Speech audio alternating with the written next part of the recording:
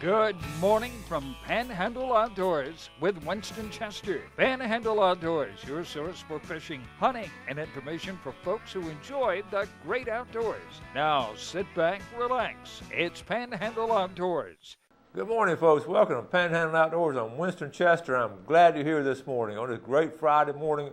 Got a great show lined up and a beautiful weekend shaping up. And I know you're excited as I am about today's Friday. We've got the rest of the next couple of days to sort of relax and do some things we want to do instead of having to go to work every day.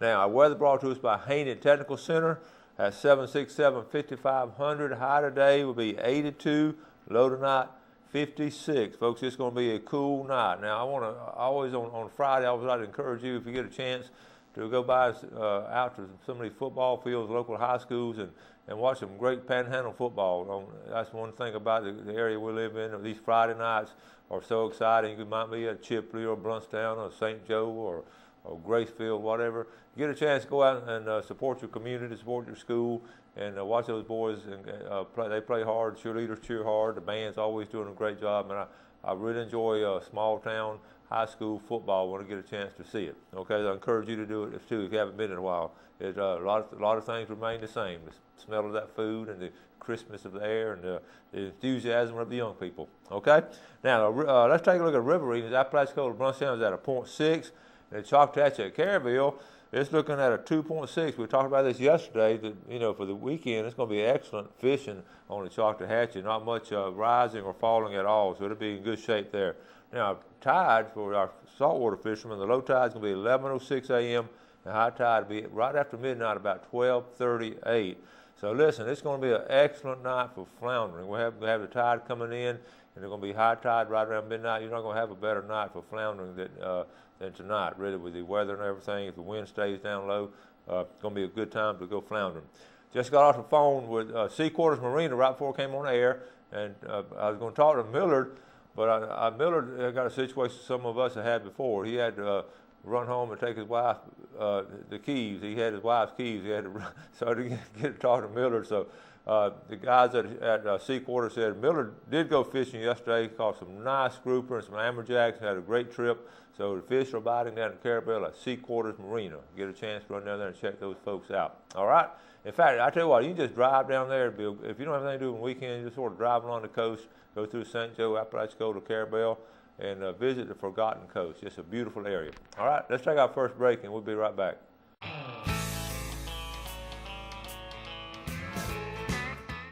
All right, welcome back. Let's get started with some pictures. Been sent in the last couple of days, and we're going to catch up on them. Appreciate all y'all sending them in. We're going to start off with a nice grouper catch. This is Jonathan Simmons working there at Bill Kramer. He's one of the former students, excellent fisherman. Folks, these are some grouper that he caught in the bay, right in St. Andrew Bay. That's a good job right there. Jonathan Simmons, Bill Kramer Chevrolet. Now, we saw Bill out last week, but I want you to see this cap he's wearing. Now, check out this next one. This is Mike Heppenstall with a nice 20-pound striper fishing up there at Smith Lake. Now, Mike Heppenstall is the principal there at Haney, but look at his cap he has on.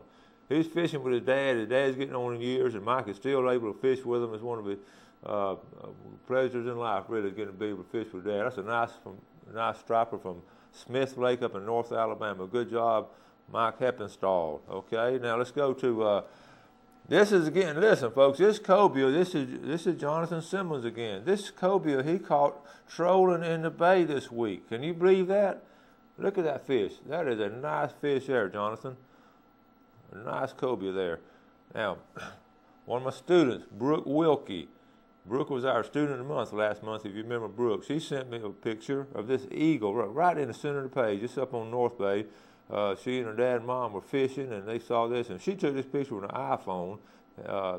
They just had it handy, and good picture there, Brooke. Always have your camera or phone with you. Okay, now I got one more. I got an announcement here. Spooky spiders.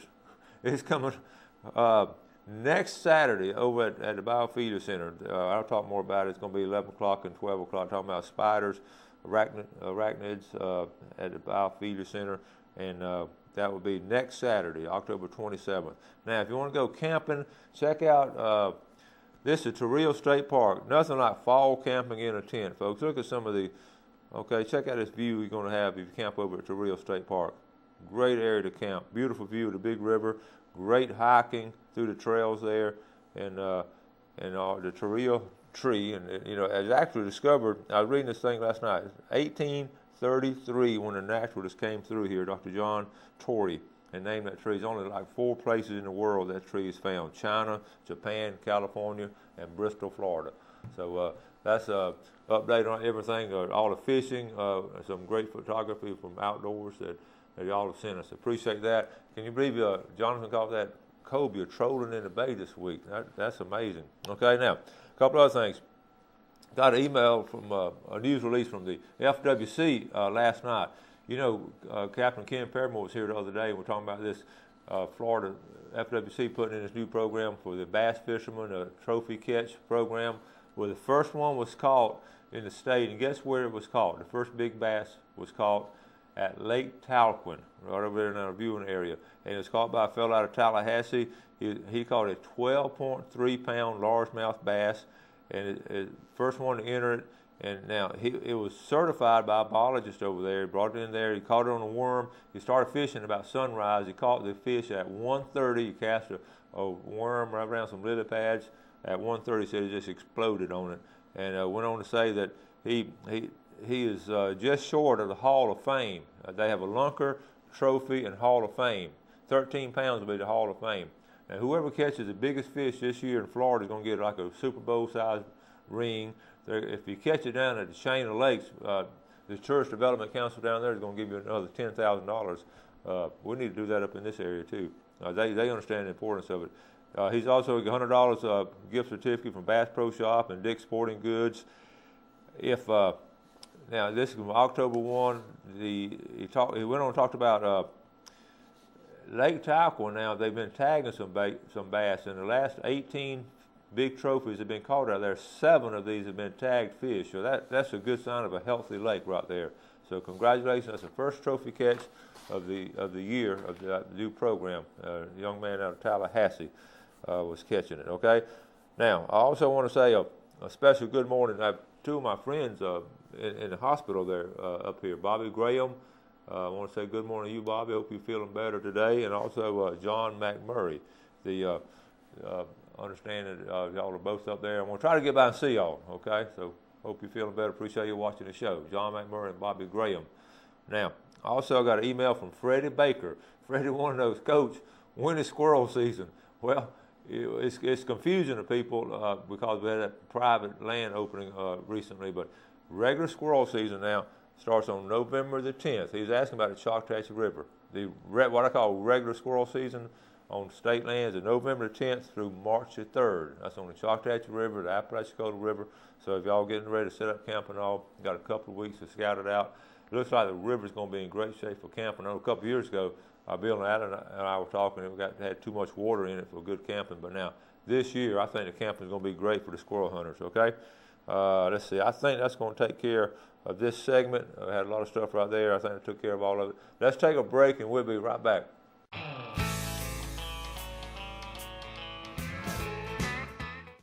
Okay, welcome back. Glad you're with us this morning. Getting back to that trophy catch and all, there's 3 categories now. The Lunker bass is from 8 to 9.9 pounds. They qualify for that. That's the Lunker Club. And then the Trophy Club is what he did. That goes up to 12.9 pounds.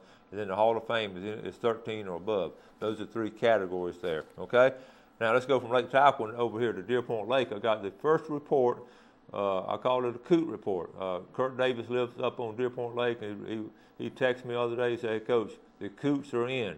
Now, that may sound minor to you, but what that signals here locally, when the coots start coming in, he said the first wave of coots have come down to Deer Point Lake. Now, if they're at Deer Point Lake, I'm sure they're over there around Lake Seminole and down at Lake Ammonia and different places like that. Probably Wimico has some by now. They come in just a few at a time, then all of a sudden a wave will come through. That signals the beginning of the migratory season. The coots are always the first one to come down. Now what's going to be coming after that, you'll start seeing some what we call ringnecks and bluebills. Those are 2 similar looking ducks, and they should be coming in. We'll get a little bit, it's not cold enough now, but we need a little bit more cold weather, and they're going to start coming in. So thank you, Kurt. And he's going to keep us posted when those come in and all. So that's a coot report from Deer Point Lake. Okay. Also now, time's running out for fall fishing. If you want to fish on the fishing fleet out at Captain Anderson's or on Davis Queen fleet, they're wrapping things up in October. So I was checking the website last night. The Hall Queen fleet, their last 2-day trip now going to be next weekend, next Saturday and Sunday. So if you have time or aspirations to do that, time is running out. So check on that. Again, the peer report was good. We talked about the Kings and Spanish. The peer report was real good, and we'll talk more about that in our next section. Also, that Divers Den special now for next weekend. That's a great idea, folks. If you've been thinking about doing any kind of diving, and Rick Rogers sent me a great email. Rick, I appreciate that. Rick mentioned and said, Coach, don't wait too late to get your certification. He said he got his certification at age 62 and wish he'd gotten a lot earlier. So I appreciate Rick the encouragement, and I'm going to try to get it as soon as I can. But anyway, next Saturday they're going to be get your feet wet kind of thing, and I had them on here, and they were talking about the situation where it's $100, but if you say you watch Panhandle Outdoors, they do it for $60. And when you go out there, you're going to get just some minor instructions, because you're not going to be really deep, but you're going to be around those rocks, and they're going to be right there with you. Get some good instructions. You get to use a wetsuit, all their equipment, and you actually get to go underwater and experience the feel of diving. So that's a great opportunity to get your feet wet. And if you get a chance to do that, check them out at Divers Den. We appreciate them doing that program. Okay. Now, think about tip of the day for today, and I want to do it on hunting. Archery season open up Saturday. Now, I know all of y'all been practicing, but make sure, I know it might be a little too late now, but when you get back next week and all, when you practice archery, and I teach archery every year to these young people, the fundamentals are so important. I know by now you know that.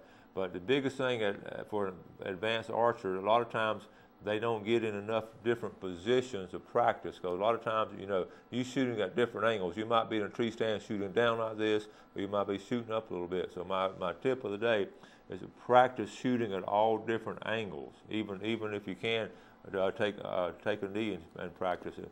You use the same fundamentals, but just practice shooting at different angles. I see a lot of people, and I get a chance to work with a lot of people doing that. So again, the fundamentals is most important, but also practice at different angles. Okay.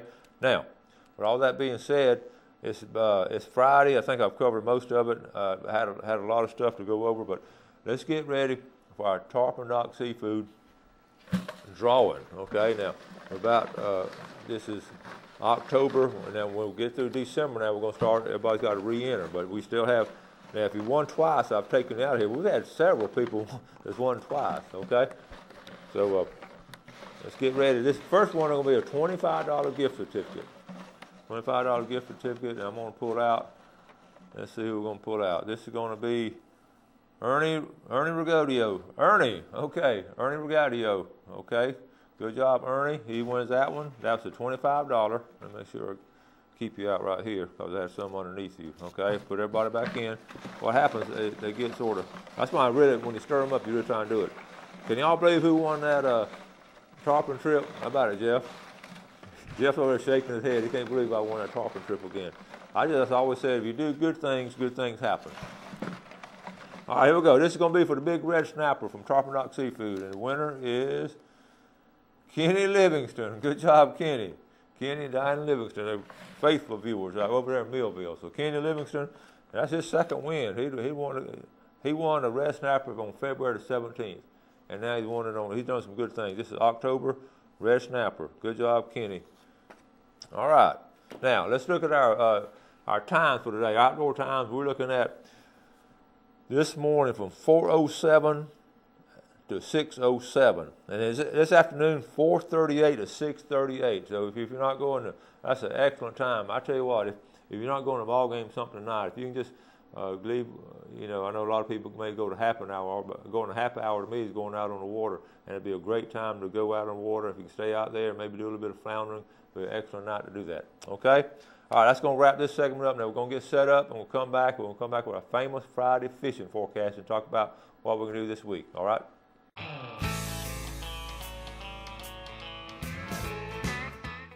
All right, welcome back. Let's get ready for our famous Friday fishing forecast brought to us by Tarpon Dock Seafood. Now, listen, if you don't get a chance to go there and catch a lot of fish, run down to Tarpon Dock Seafood. They have a lot of great fresh seafood. I got word one of the boys told me that works down there, Austin Abrams, matter of fact, he said they brought in a 52-pound red snapper this week. So that was a trophy red snapper. Okay.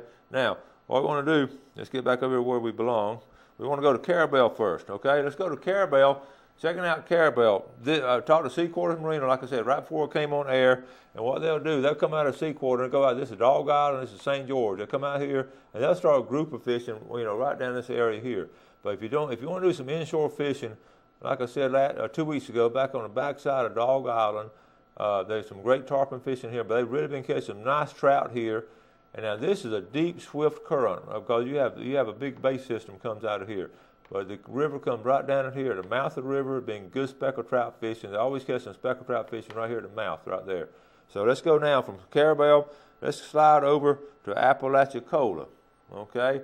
Now Apalachicola, we talk over and over again about different places to go, and they're still not doing anything over again. The rivers, these flats right here, fall fishing is excellent. If you remember last year, we had a great video, Bill Allen and Bill Shields and myself, catching some fish in some really nice trout and redfish in these flats here. All these little finger creeks up here. This is the eastern part of the Apalachicola Bay.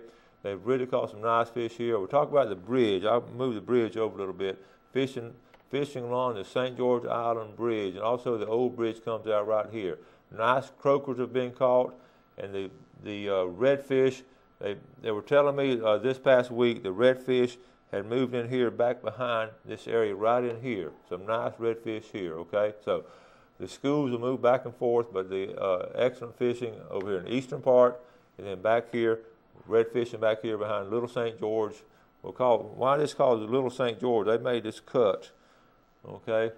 This is a cut right here, the Bob Sykes cut, and this is Big St. George, and this is a lot of good redfish. And the redfish are now stacked up in the Bob Sykes cut right here. So, like I say, they're back in here, and then sometimes they'll go out through here and come back in here. So they're on the western end of Little St. George right here. Okay. Now we'll move on down. Move on down here to Indian Pass. This is great. If you want a beautiful place to camp and all, the Indian Pass campground is right here. Okay. This is Indian Pass campground. Now you can actually go out and get your own oysters. Make sure the oyster bars are not posted or anything. You can do some great oystering in here. I'm going to enlarge it a little bit if I can. I want to come on in here a little bit behind this area, okay? You can see the campground right here. As I mentioned before, on an outgoing tide like we have this afternoon, you can get along the shoreline here and catch some really nice fish coming with that outgoing tide. Excellent. There's some big oyster bars right through here. The triple tails, they caught some nice triple tails right back in here along these oyster bars. You have 13 Mile here, and then back in here behind St. George, you have this big bayou here, which is excellent floundering. If you want to do some floundering gigging, the guys go right back in here a lot. So that takes care of that. Now let's go down. I'm gonna move over here to St. Joe Bay. We talked to Blair this week at St. Joe Bay. Okay, St. Joe Bay. Okay, we got it labeled now. Here's Black's Island. Here's Conch Island. Remember we talked about doing all the scalloping north of Conch Island. That's a small island. Here's Pig Island. A lot of people get Pig Island confused. And this is really where some nice redfish have been on the backside of Pig Island in here. Some really nice sized speckled trout have been caught. The Eagle Harbor area, right there, right north of here. This is where the state park is, Eagle Harbor. Floundering has been excellent in this area right in here. And then on the other side of St. Joe Bay, what we call the town beach side, okay, here's St. Joe. The town beach side has been holding some nice redfish in here too. In fact, I don't even have to get a report. I can just ride by here. If I see these couple of fishing guides out here, I know that they're running in here. So that's been going on this week. Some excellent fishing in St. Joe Bay. Now we'll go up here. The Pompano Point is right up in here, okay.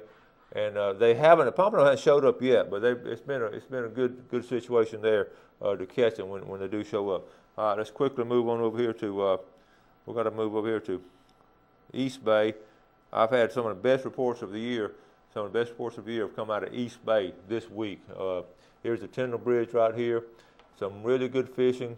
Okay, and let's move it over here a little bit right in here on East Bay. The school of redfish has been right in here, folks. Some nice redfish have been caught right here. We had that tournament, had a 7.7 pound redfish and a 7.5 pound redfish that were caught and I'm not going to say exactly where they caught, but I feel like East Bay produced some of these big redfish. This is a good area in here, going up in here on the backside, right up in here.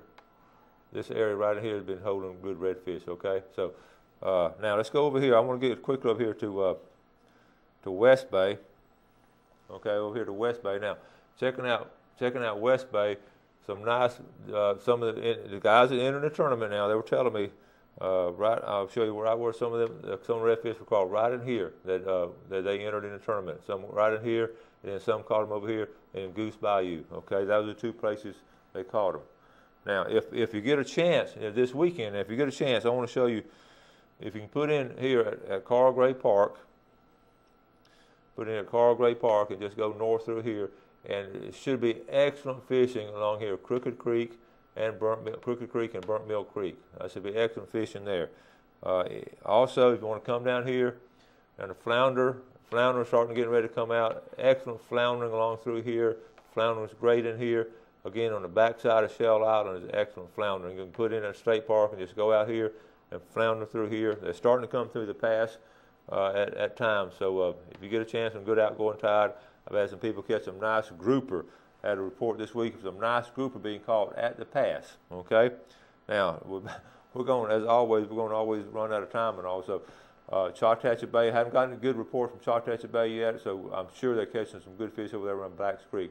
October, we talk about it over and over again. October, just a super month for going outdoors. So if you get a chance, all those places there were live reports that we got from different people this week on catching some fish. So it's been really good. Okay, gonna wrap it up. We've had a great week. We've showed some dove shoots this week. We showed some redfish this week. We had Matt and Justin was on this week, and then we got a good report. So had a great week on Panhandle Outdoors. I appreciate you viewing, appreciate you supporting our sponsors. You have a great weekend now. All kind of neat things to do this weekend. So get out and do something outdoors, okay? And be sure sometime today when you get a chance, you do something good for somebody, and God bless. Thanks for joining us for Panhandle Outdoors with Winston Chester. Panhandle Outdoors features hunting, fishing, and other activities and information to help you enjoy the great outdoors. Join us next time for Panhandle Outdoors.